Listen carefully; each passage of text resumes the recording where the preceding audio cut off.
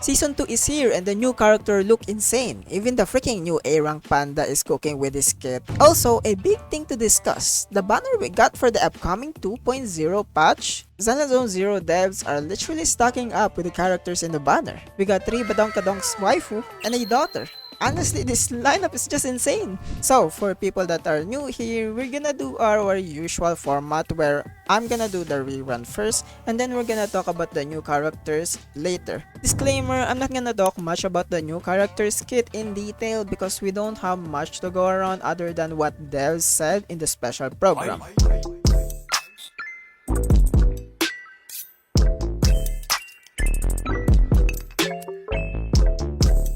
First rerun, Astra, the most powerful support we got in the game right now. She's 100% a must pull since she's very flexible and you can literally put her on any team. You want her with Ellen? Sure. Wanna use her with her girlfriend? Why not? DPS Ben? No problem. She is super viable on any team comps and she's been in a standard hyper carry agent along with Nicole since her release. She grants all squad members 20% damage and 25% crit damage. She also gives incoming character attack an increase of 35% of Astra's attack. It goes up to 1200. It lasts for 20 seconds and it can extend to 30 seconds with repeated triggers. Her ultimate also gives healing for the team and you know how rare it is to have a character that can heal in the game. We literally use Avukabu for healing if we don't have Astra. And get this, she is probably gonna be more viable in Season 2 since they revealed a new mechanic in combat called Miasma, where miasma contamination will accumulate when you get hit by enemies who have miasma in them. When miasma contamination hit its limit, you're gonna take damage based on the percentage of the current HP. Like I said earlier, we don't have a character that heals currently in the game, only Astra. So she's a must pick in this scenario. Though, we are also getting YINHU in the next patch who's an A-rank defense that can heal. But I guess it's up to you who you're pulling. Because of her idyllic Candesa state, her kit is worthy and doesn't read like a typical character's kit. So don't worry, she is without a doubt the easiest character to play throughout the entire game. Just use her skill and then switch out to any character and use her ultimate when time comes. I literally have nothing to say about her. Nothing can literally beat her at the moment of the game. She's too viable and flexible not to use on your team comps. Now for the second rerun, we are having Caesar King, our shoujo girly forced to be shonen. I think she's a somewhat a must pull. As time passes when she came out, most people will think she's not viable anymore or not a must pull anymore because of her shields doesn't matter in the game at all. They downplay Caesar because there's a lot of support characters that can replace her on the team comp because there's no need for survivability in Zenless Zone Zero. But I will still defend that she's still one of the best agent for support slash defense since she's the only character who can give something that other agents need, a shield. I will call Caesar a jack of all trade agent. She can literally do what most characters can do right now. She can give huge shield, fantastic daze application for non-dedicated stunner character, huge attack boost with nearly endless uptime, proc decent anomaly, and deal decent damage. But her primary use is her shield, which also gives decent attack buff for characters that have it. Her incredible shield, Radiant Aegis, which is unquestionably the game's finest support ability. This shield is what makes her stand out from the rest. Radiant Aegis protects the entire team with a shield equal to Caesar's 1400% of base impact plus 1400 at maximum rank. It has no reapplication cooldown and transfers to active characters without delay. It increases attack by 1000 and anti-interrupt value for duration of the shield, and it provides protection from getting one-shotted or massive hits. The shield's versatility and strength make it one of the strongest kits available, offering a powerful mix of survivability and damage for the team. Did they mention that she also debuff? Honestly, I almost forgot about that. Though at the current patch, we have no complete use of her shield regarding survivability. Maybe in Season 2 with the release of the new combat mechanic Miasma, she can greatly help using the shield she provided. We still don't know how her shield will interact with Miasma, but we will see in the release. Caesar King is probably the most general agent in Zenless Zone Zero, and she's the most universal character in Zenless Zone Zero right now because of her being jack of all trades, but she's still one of the best picks if you are struggling with the content of the game. The endgame that Caesar excels the most at is the battle tower, since the tower pushes you to defeat and survive the enemy you are taking. Even if people downplay her and would rather just pull for Astra since she's the better considering the buff and the healing, even over Astra Yao, Caesar is still the most comfortable support character to use in any squad because of her enormous sustained duties and anti-interrupt. I will give her a rating of 8 out of 10 in the current state of Zenless Zone Zero, but it might change soon when Season 2 arrives. Now it's time to talk about the big boba girl in Zenless Zone Zero Season 2, the second female strong character that got noodle arm treatment. And did I talk about her aboba enough? It's big as fuck. Yi Xuan, the badonkers that is bigger than Fufu's head. Yi Xuan is probably gonna be the same level as Miyabi because they keep hyping her up as a Void Hunter rank agent. And maybe we are finally getting a competition for Miyabi's placement on Tier 0. Miyabi has been in Tier 0 since her release and never left at all, and I wonder if Yi Xuan is gonna join her on that placement. It seems like the new role Rapture is gonna be a DPS role in Zenless Zone Zero, though this could also change because she's the only one character from that role at the moment and we only have one sample data, and they also said that Rapture is a mix of both offensive and survivability. And doesn't that remind you of Caesar King? It's a very weird role, and I wonder how they're gonna balance the roles since all of them have their own specific duties. From the looks of her kit, Rapture role really shows because she has a lot of defensive and offensive move built-in mechanics.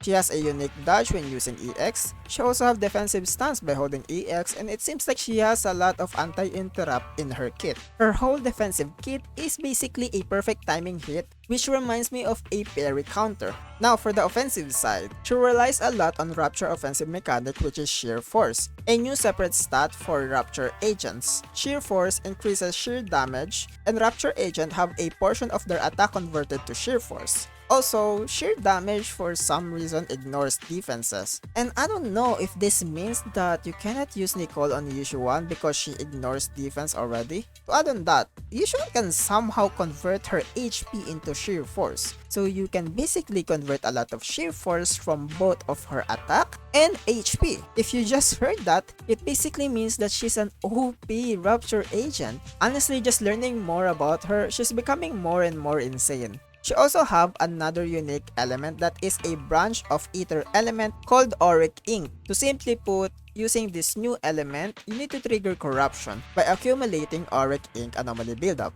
Corruption causes the target to suffer additional ether damage, and when you continuously attack an enemy that is weak to ether with corruption, it can interrupt their action.